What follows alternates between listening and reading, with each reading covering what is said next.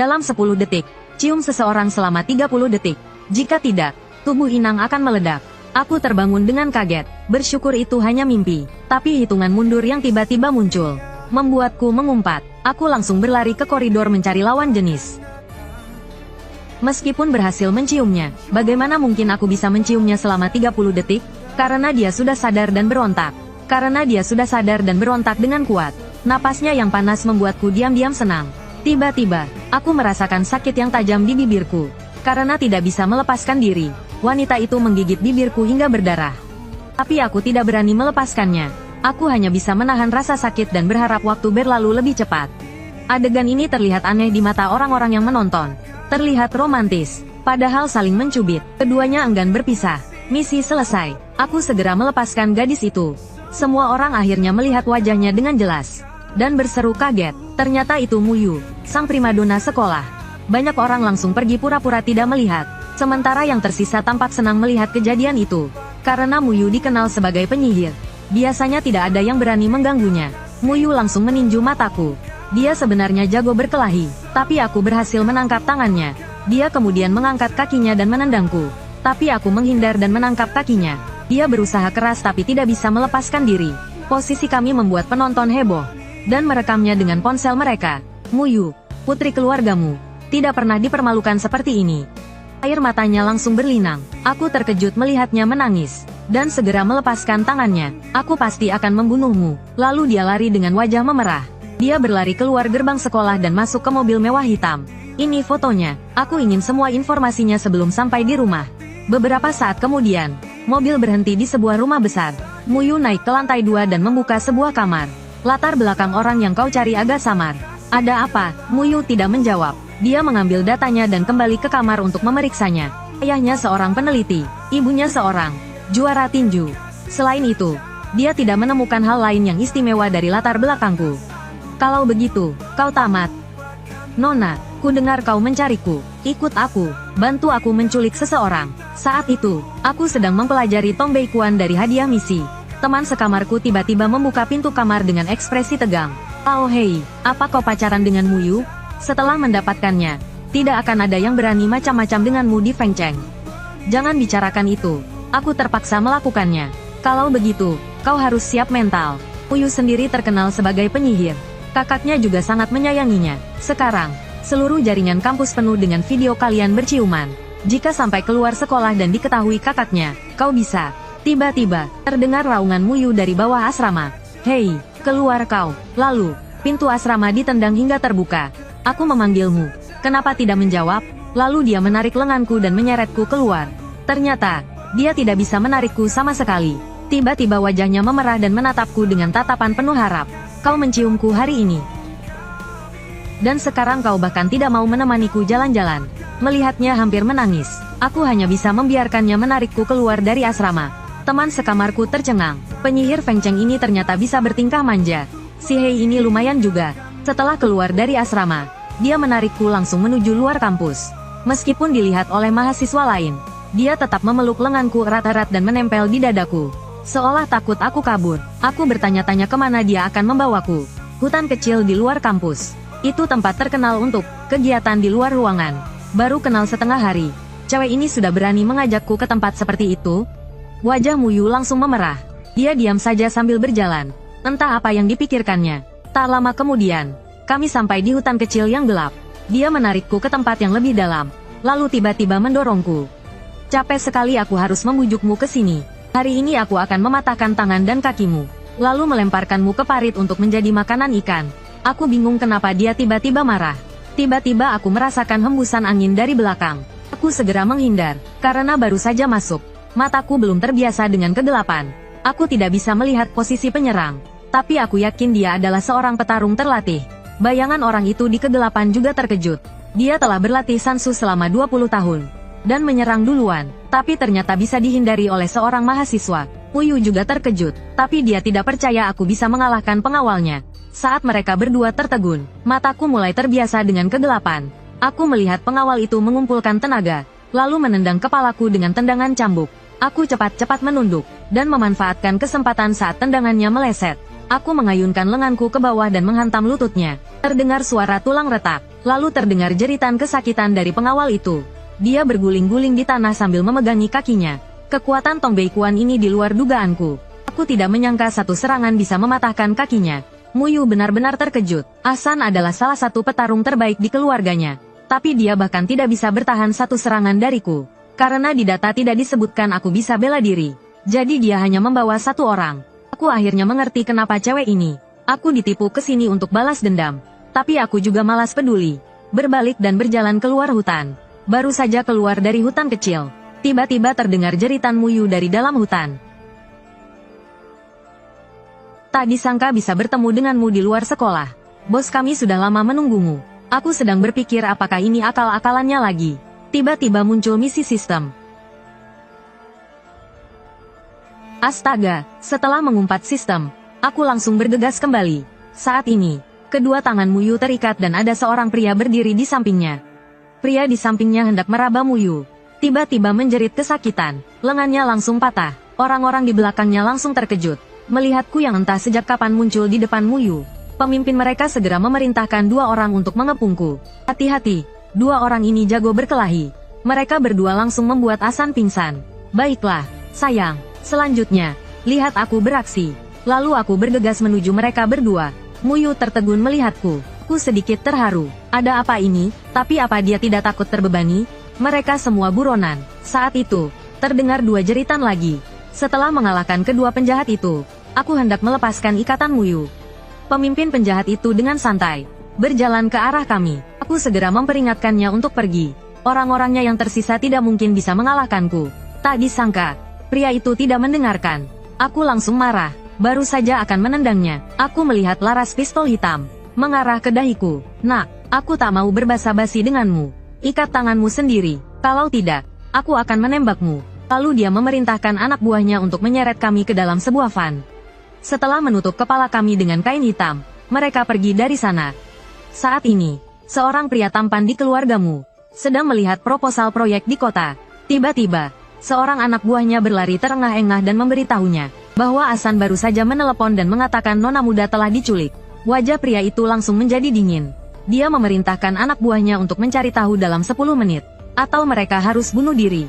Orang ini adalah Mu Cheng, kakak Muyu. Terlihat lembut dan elegan di permukaan. Tetapi sebenarnya sangat kejam. Dia mengendalikan sebagian besar bisnis keluarga. Tak lama setelah anak buahnya pergi, Mu Cheng menerima telepon. Tuanmu, ku dengar kau telah menghabiskan puluhan miliar untuk proyek di kota. Mu Cheng langsung menyadari bahwa orang itu telah menculik adiknya. Tetapi orang itu tidak mengakuinya. Hanya mengatakan bahwa dia juga tertarik dengan proyek itu. Dan menyarankannya untuk mundur. Lalu dia menutup telepon. Dia kemudian menelepon lagi untuk menanyakan perkembangan penyelidikan. Anak buahnya memang efisien dan segera memberitahunya bahwa mereka telah menemukan van yang disebutkan Asan dari rekaman CCTV di persimpangan dan sedang melacak arah tujuannya. Lalu, anak buahnya memberitahu Mu Cheng bahwa nona muda mengalami sesuatu di sekolah hari ini. Anda bisa melihat videonya di situs web Universitas Feng Cheng. Dia juga meminta informasi tentang seorang siswa laki-laki hari ini. Aku tidak tahu apakah itu ada hubungannya dengan penculikan. Mu Cheng meminta informasi tersebut dan menutup telepon. Lalu, dia membuka situs web Universitas Feng Cheng di komputernya. Begitu dibuka, mata Mu Cheng langsung membelalak dan wajahnya membiru. Kejutan yang dialaminya tampak lebih parah daripada adiknya yang diculik. Selanjutnya, terdengar raungan marah di seluruh rumah keluargamu. Aku akan membunuh bocah itu. Saat itu, kami dibawa ke sebuah pabrik yang terbengkalai. Aku memperkirakan ada sekitar 20 orang. Tapi aku tidak melihat di mana pemimpinnya. Tiba-tiba Muyu menendangku. Cepat, bebaskan aku. Aku tahu ikatan di tanganmu itu simpul prusik. Aku agak terkejut gadis ini tahu simpul ini. Cukup mengejutkanku, karena aku tidak langsung menjawabnya. Dia langsung membenturkan kepalanya ke arahku. Akibatnya, dia kehilangan keseimbangan dan jatuh. Wajahnya langsung menempel di selangkanganku. Aku langsung terkejut. Kenapa gadis ini selalu melakukan hal yang menegangkan seperti ini? Muyu juga pada saat itu merasakan sesuatu yang aneh sedang berubah. Dia buru-buru bangkit. Memalukan sekali. Kenapa aku selalu jatuh padanya? Lalu dia menatapku dengan kesal. Jangan beritahu siapapun tentang ini. Tentu saja tidak. Kalau tidak, itu akan mempengaruhi caraku mencari pacar.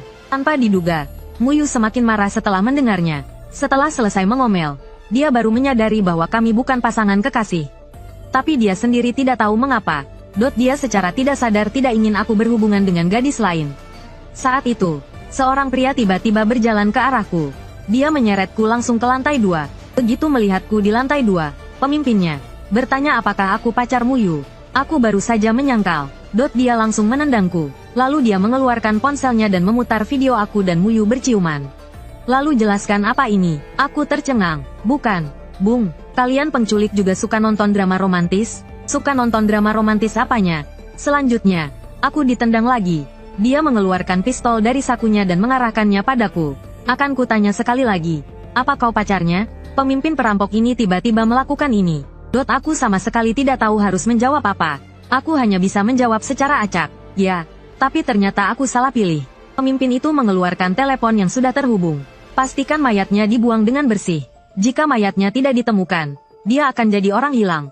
Tapi jangan pakai pistol. Begitu mendengar tidak boleh pakai pistol, aku lega. Aku tiba-tiba melepaskan ikatan tali. Aku menggerakkan kedua tanganku di depan pemimpin itu. Pemimpin itu langsung terkejut. Dia langsung menarik pelatuk pistolnya. Tapi aku sudah siap dan langsung menghindar. Aku memukul sendinya dengan tinjuku. Lalu aku mematahkan kedua kakinya. Anak buah di bawah mendengar suara tembakan dan jeritan, malah tertawa. Mereka semua mengira aku mati di tangan bos mereka. Tapi Muyu tertegun saat mendengar suara tembakan. Seharusnya, jika aku mati, dia akan bertepuk tangan gembira. Tapi entah kenapa, saat ini dia merasakan perasaan yang tak terlukiskan. Air mata pun mulai menggenang di matanya. Tiba-tiba dia bangkit dan berlari ke lantai 2. Dia berlari ke atas. Tanpa melihatku, langsung menerjangku. Dia menggigit tanganku dengan keras. Dan berteriak akan membalaskan dendamku. Setelah aku memarahinya beberapa kali, dia baru tersadar. Karena terlalu emosional, dia menangis keras lagi. Aku benar-benar tak habis pikir denganmu. Lihat sendiri bekas gigitanmu ini. Cukup bagus. Berbentuk hati. Saat itu, anak buah mengikuti Muyu dari belakang. Melihat pemimpin mereka sekarat di lantai, mereka segera mengepung kami. Aku dengan tenang memasukkan tanganku ke dalam saku, dan tersenyum kecil. Pada saat yang sama, Mu Cheng duduk di dalam mobil di pegunungan, mendengarkan laporan anak buahnya. Tadi terdengar suara tembakan dari pabrik yang ditinggalkan. Diduga Muyu ada di sana. Drone telah dikirim untuk pengintaian, tapi pabriknya agak besar. Lokasi pastinya belum diketahui. Mu Cheng segera memerintahkan sopir untuk berbalik arah ke sana. Keluargamu memang bertindak cepat. Setelah penyelidikan selama lebih dari 1 jam, mereka menemukan tempat ini. Tak lama kemudian, Mu Cheng tiba di gerbang pabrik. Anak buahnya segera melaporkan bahwa mereka melihat seseorang di gudang paling dalam. Tapi mereka tidak mendekat karena takut ketahuan. Mu Cheng segera memerintahkan 4 tim lainnya untuk mengepung gudang. Sementara dia sendiri membawa pistol dan 3 orang menuju gudang. Saat ini, anak buah itu berlutut di depanku, memohon ampun. Aku berhasil menyelesaikan misi dan mendapatkan kartu skill Yan Suangying. Lalu aku menarik pelatuk pistol, dan menembak tepat 1 cm di depan kaki salah satu anak buah. Benar-benar tepat sasaran. Saat itu, Muyu berjalan mendekat dengan wajah puas. Ah, aku capek sekali. Gadis ini benar-benar tomboy. Tidak seperti nona muda sama sekali. Aku menegurnya dengan kesal. Mendengar itu, dia mengangkat kakinya, ingin menendangku lagi. Langsung aku tahan kepalanya dengan 1 tangan. Dia meronta-ronta. Kebetulan adegan ini terlihat oleh Mu Cheng yang sedang memegang tablet. Tablet itu menampilkan gambar dari drone. Jadi benar orang ini yang menculik Muyu. Dia melempar tabletnya dengan marah, dan berjalan sendirian ke gudang sambil membawa pistol. Aku yang sedang bercanda dengan Muyu, tiba-tiba melihat sinar merah inframerah dari luar pintu, mengarah ke tubuhku. Lalu seorang pria yang membawa senapan masuk. Aku tertegun. Bagaimana bisa para penculik ini punya bala bantuan? Muyu tiba-tiba menerjangku dan berteriak menyuruhku lari. Kali ini dia melindungiku. Tapi sebagai pria, bagaimana mungkin aku membiarkannya melindungiku? Aku menariknya ke balik pilar, dan langsung menembak pria itu. Pria itu jatuh terlentang dengan bunyi gedebuk. Tiba-tiba terdengar keributan di luar. Sekelompok orang berteriak bahwa tuan muda tertembak. Sebuah suara terdengar. Nona besar, saya Chen Nian, yang tadi menodongkan pistol itu kakakmu.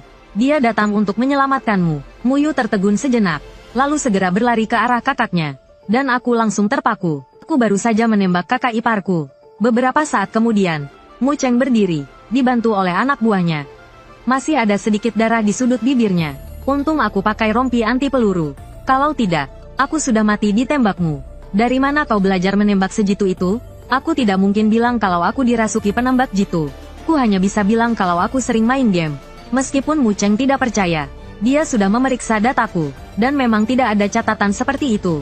Dia pun tidak melanjutkan topik itu, melainkan mengganti topik, menanyaiku kenapa aku secara terang-terangan melecehkan adiknya. Aku baru saja menyangkal kalau aku tidak melecehkannya. Mu Cheng langsung memaki-makiku. Lalu dia menunjukkan sebuah video dari ponselnya kepadaku. Jelaskan ini padaku. Ini pertama kalinya aku melihat video diriku sendiri. Melihat tingkah lakuku di video itu, aku tahu penjelasan apapun tak akan berguna. Saat itu, Mu Yu merebut ponselnya dan dengan wajah memerah memberitahu Mu Cheng. Ini cuma salah paham. Mu Cheng sampai pucat mendengarnya. Ciuman bisa jadi salah paham, meraba paha juga salah paham. Aku sedang membalaskan dendammu. Kenapa kau malah membela dia? Mu Yu yang wajahnya memerah hanya bisa meminta Mu Cheng untuk tidak ikut campur. Dia akan mengurusnya sendiri, dan penculikan ini tidak ada hubungannya denganku. Sebaliknya, aku mempertaruhkan nyawaku untuk menyelamatkannya 2 kali. Dia akan pulang menemuinya setelah pulang sekolah nanti. Meskipun masih marah, Mu Cheng tidak banyak bicara lagi. Dibantu anak buahnya, dia berjalan menuju mobil. Di tengah jalan, dia tiba-tiba menoleh. Malam ini, bawa anak ini makan malam di rumah. Mu Yu tertegun, lalu mengangguk. Baginya, aku sudah menyelamatkannya 2 kali. Memang seharusnya dia mentraktirku makan malam sebagai ucapan terima kasih. Tapi aku malah merinding mendengarnya. Aku mencium adiknya, dan hampir membunuhnya. Tapi dia malah mau mentraktirku makan malam? Aku tidak percaya. Malam ini, ikut aku pulang. Kenapa wajahmu merah seperti pantat monyet? Apa kau sakit? Hei Wa, aku akan membunuhmu hari ini. Berhenti, dasar bodoh, kau gila lagi? Lao Qin, bangun. Hei Wa dibawa pergi oleh Mu Yu tadi malam, dan belum kembali. Jangan-jangan terjadi sesuatu padanya? Mendengar itu, Lao Qin langsung terbangun. Dia mengenal Mu Yu. Dia tahu gadis itu bukan orang sembarangan. Dia bisa melakukan apa saja. Dia segera meraih ponselnya, dan menelepon seseorang. Qin tua, mendengar suaraku. Mereka berdua langsung merasa lega. Mereka hendak bertanya di mana aku. Tiba-tiba suara Mu Yu terdengar dari telepon. Kau lihat gaun aku? Tadi masih di sini. Mereka berdua langsung terdiam. Dalam hati, mereka mulai berspekulasi dengan liar.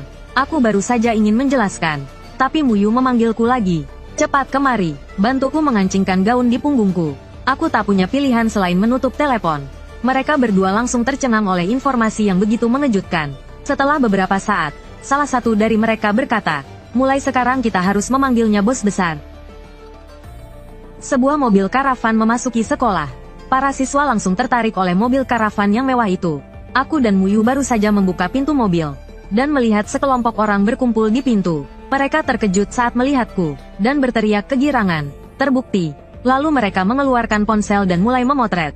Kali ini, Mu Yu tidak menghindar seperti biasanya, melainkan menggandeng tanganku dan berjalan menuju kelas. Saat sampai di pintu kelas, Qin tua dan Jiang tua, 2 orang konyit itu, tiba-tiba melongokkan kepala mereka. Melihat kami, mereka langsung berlari dengan gembira, dan mengajak kami sarapan. Mu Yu menolak dan berjalan menuju ruang kelas pribadinya. Di tengah jalan, dia tiba-tiba menoleh ke belakang, dan berkata, malam ini makan malam di rumahku. Ingat ganti baju, jangan pakai yang lusuh. Dari awal aku tidak berniat untuk pergi, tapi melihat ekspresi gadis tomboy itu, aku pasti tidak bisa menolak. Ku hanya bisa mengangguk setuju. Setelah Mu Yu pergi, Qin tua langsung memujiku habis-habisan, mengatakan bahwa dia dan Mu Yu sudah saling kenal sejak kecil.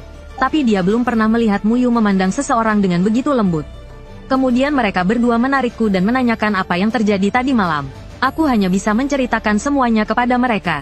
Ternyata, setelah mendengar ceritaku, mereka berdua justru menatapku dengan sinis dan tidak percaya. Aku bisa mengerti kalau kau ingin menyembunyikan hubunganmu, tapi kau bilang melawan penculik bersenjata dengan tangan kosong, dan bahkan melukai Mu Cheng. Kau mengada-ada, kenapa kau tidak sekalian bilang kau pahlawan super? Melihat mereka tidak percaya, aku malas menjelaskan tentang kesurupanku. Mereka pasti akan menganggapku gila, karena tidak tidur semalaman. Sepulang sekolah aku langsung kembali ke asrama untuk tidur. Mu Cheng saat ini sedang mempersiapkan serangkaian rencana untuk melawan keluarga Zhou. Anak buahnya tidak berani bernapas keras. Mereka tahu tuan muda benar-benar marah. Keluarga Zhou tinggal menunggu waktu. Saat itu, ponsel Mu Cheng berdering. Sebuah suara berwibawa terdengar dari telepon. Saya Tan Tianjian, malam ini saya ingin mengundangmu makan malam. Tempatnya di restoran Chuan Yu. Tan Tianjian adalah wakil pemimpin kota Feng. Mu Cheng menduga dia ingin melindungi keluarga Zhou. Panggilan telepon ini mengacaukan rencana Mu Cheng. Tapi Mu Cheng tidak berani menolaknya. Namun, dengan sifat Mu Cheng, dia tidak akan membiarkan hal ini begitu saja. Jadi, Setelah menutup telepon, dia menelepon seseorang lagi. Saya Mu Cheng, tolong bantu saya. Saat aku bangun, hari sudah gelap. Tiba-tiba, pintu asrama ditendang hingga terbuka. Mu Yu masuk dengan marah. Kalau aku nggak bunuh kamu hari ini, aku anjing. Lihat sendiri berapa banyak panggilan yang aku buat. Aku melihat ponselku. Anak ini benar-benar menelepon lebih dari 60 kali. Mu Yu langsung menarikku. Cepat ganti baju. Melihat aku terdiam di tempat, dia baru tersadar dan berbalik meninggalkan asrama dengan wajah memerah. Setelah keluar dari asrama, dia segera menelepon Mu Cheng. Makanannya sudah siap, kami mau ke sana. Mu Cheng terkejut mendengarnya. Dia menepuk kepalanya, menyadari dia lupa. Dia ada janji makan malam yang penting. Dia ingin menggantinya menjadi besok. Tapi Mu Yu tidak mau. Dia memaksa Mu Cheng untuk pulang makan malam bersama. Mu Cheng hanya bisa mengatakan dengan pasrah bahwa dia akan menemui keluarga Zhou untuk menyelesaikan masalah. Mendengar itu, Mu Yu meminta Mu Cheng untuk membawanya. Tidak ada gunanya kalau dia tidak ikut. Tidak nyaman membawamu, adikku. Beri aku sedikit muka. Baiklah, baiklah. Nanti jangan bicara sembarangan. Kalau tidak, aku tidak yakin bisa melindungimu. Lalu dengan pasrah dia memberi alamat dan menutup telepon. Tempat yang akan kita tuju malam ini spesial. Jangan kaget dan jangan bicara sembarangan dengan orang lain. Aku terkejut mendengarnya. Ini sudah abad ke-21. Masih ada istana di kota Feng? Tempat itu bukan untuk orang biasa. Nanti kau akan tahu. Kata-katanya justru membuatku semakin penasaran. Tempat apa yang begitu misterius?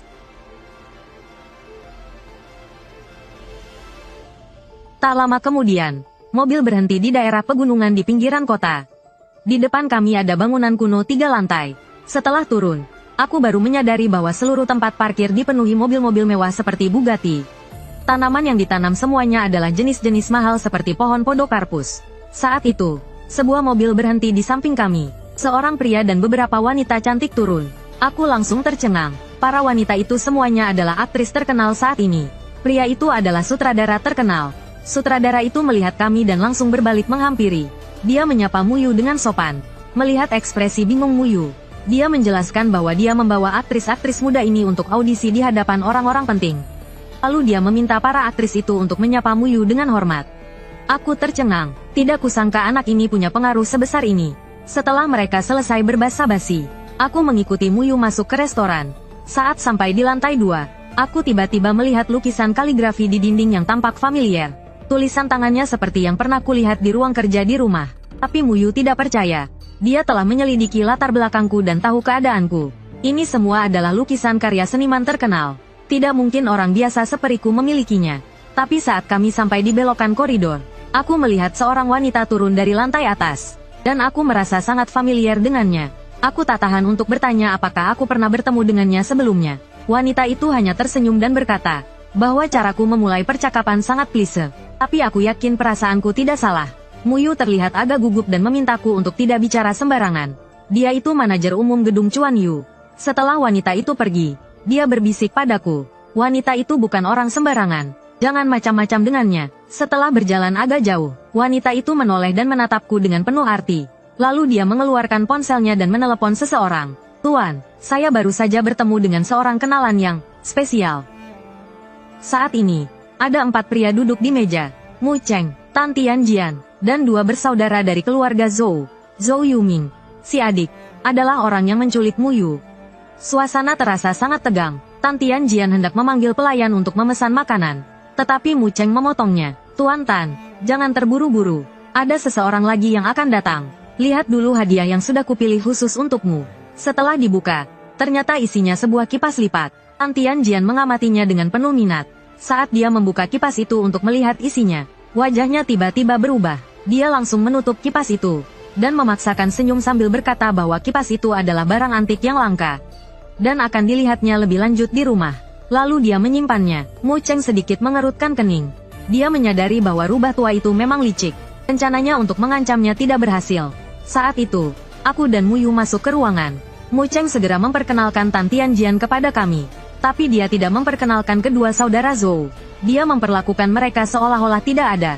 Zhou Tianming terlihat biasa saja. Sementara Zhou Yuming menunduk dengan geram. Jika bukan karena Zhou Tianming yang menahannya, dia pasti sudah membalikkan meja. Melihat aku dan Mu Yu masih berdiri, Tan Tianjian mempersilakan kami duduk dengan ramah. Mu Yu memasang wajah sedih, dan berkata bahwa pelaku penculikannya ada di dekatnya. Jadi dia takut untuk duduk.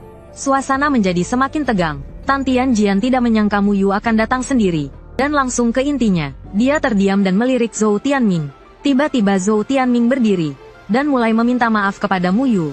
Namun, Mu Yu tidak terkesan. Dia bertanya, apakah jika keluarganya diculik, lalu dibuatkan pesta permintaan maaf seperti ini, apakah mereka akan menerimanya? Wajah Tan Tianjian langsung berubah dingin. Lalu dia tertawa paksa, dan menyuruh Zhou Yuming berlutut di depan Mu Yu. Mu Yu boleh menghukumnya sesuka hati. Zhou Yuming hendak membantah, tapi Tan Tianjian membentaknya. Akhirnya, Zhou Yuming berlutut di depan Mu Yu dengan enggan. Karena tidak tahu apa yang terjadi, aku hanya bengong melihat semua ini. Akhirnya aku tidak tahan dan berkata, Mu Yu, katanya makan malam, oh malah ada yang berlutut dan marah-marah. Ini lagi main drama, ya? Drama, pantatmu, dia dalang di balik penculikan semalam. Mendengar itu, aku langsung marah. Meskipun Mu Yu sudah bilang jangan gegabah, tapi aku hampir mati di tangan mereka. Dan mereka pikir semuanya bisa selesai hanya dengan berlutut. Aku mengumpat dan hendak menendang Zhou Yuming. Wajah Mu Cheng langsung berubah dan menyuruhku berhenti. Mu Yu juga terkejut. Dia langsung memelukku erat dan memintaku untuk tenang. Melihat mereka berdua begitu panik, aku menduga ada sesuatu yang lebih rumit. Jadi aku menahan diri. Tapi tiba-tiba muncul misi sistem. Astaga, sistem sialan ini benar-benar ingin membunuhku. Zhou Yuming yang berlutut melihat tindakanku tadi, seperti menemukan secercah harapan. Kalau berani, hajar aku sampai mati. Berhenti berakting, akan kupenuhi permintaanmu. Selesai sudah, Mu Cheng. Aku akan memastikan keluargamu takkan selamat sampai besok. Tendangan ini tidak hanya menghancurkan rencana Mu Cheng, tetapi juga menyeret keluargamu. Sekuat apapun keluargamu di kota Feng, setelah melanggar aturan pavilion Chuan Yu, dalam 3 hari mereka akan musnah. Mu Cheng harus mencari cara untuk keluar dari situasi ini. Jadi, ketika Zhou Tianming hendak menelepon ambulans, Mu Cheng langsung merebut ponselnya. Karena jika masalah ini sampai tersebar keluar dari ruangan ini, maka tidak akan ada jalan kembali. Zhou Tianming tahu tujuan Mu Cheng, tapi kondisi adiknya yang cacat telah membuatnya sangat marah, dan tidak ingin bernegosiasi. Mu Cheng juga sudah menduga dia tidak akan mau berkompromi. Jadi dia sudah lebih dulu menelepon seseorang. Dia lalu memberikan ponselnya pada Zhou Tianming. Hanya beberapa kata singkat dari telepon itu, langsung membuat wajah Zhou Tianming berubah drastis. Jika keluargamu tamat, keluargamu juga akan hancur.